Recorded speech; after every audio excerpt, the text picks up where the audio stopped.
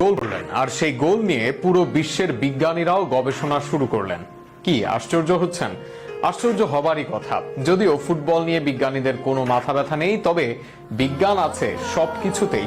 Bullet man খ্যাত Roberto Carlos করেছিলেন সেই অবাক করা গোল। সেই গোল আর কার্লোসের জীবন ও ক্যারিয়ার নিয়ে বিস্তারিত থাকছে প্রতিবেদনে। ব্রাজিলে জন্মগ্রহণ করেছেন ফ্রি কিকের জাদুকর রবার্তো কার্লোসও। ব্রাজিলের বেশিরভাগ ফুটবলারের মতোই দারিদ্র এক পরিবার থেকে উঠে আসা কার্লোস ইতিহাসের অন্যতম সেরা লেফট ব্যাক। একসময় বাস ভাড়ার অভাবে পায়ে হেঁটে ট্রায়াল দিতে যাওয়া কার্লোস হয়েছিলেন ব্রাজিল ও মাদ্রিদের অন্যতম কিংবদন্তি। বুলেট গতির সব ফ্রি কিক নিতে পারতেন বলে তাকে ডাকা হয় দ্য বুলেট ম্যান নামে। ফ্রান্সের বিরুদ্ধে ওই ম্যাচে ফ্রি কিক পায় ব্রাজিল। শটটি নেওয়ার আগে কেউ বুঝতে পারেননি কি হতে চলেছে, কারণ বলটি যেখানে বসানো ছিল সেখান থেকে সোজাসুজি গোলে মারা সম্ভব ছিল না। কিন্তু কার্লোস সেই সব না ভেবেই বলটিকে বাঁ পায়ে ঘুরিয়ে মারেন, যা দেখে অবাক হয়ে গিয়েছিলেন তৎকালীন ফ্রান্স গোলকিপার ফাবিয়ান বার্থেজো।